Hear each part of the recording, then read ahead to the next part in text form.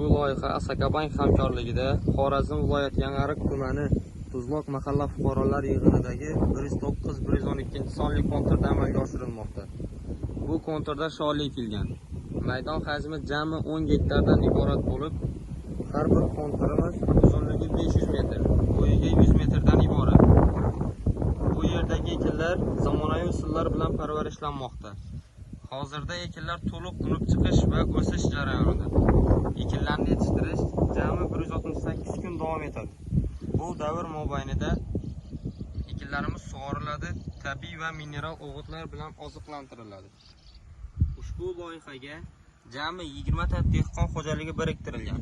Har bir dehqon xo'jaligi uchun o'rtacha 0,50 gektardan yer maydoni to'g'ri keladi. Loyihani samarali amalga oshirish uchun lider tadbirkor Muhayyo Asalbek fermer xo'jaligi ishlab chiqarish korporativi biriktirilgan. Ushbu loyiha bo'yicha har bir gektardan 10 tonna, jami 100 tonna hosil olish rejalashtirganmiz.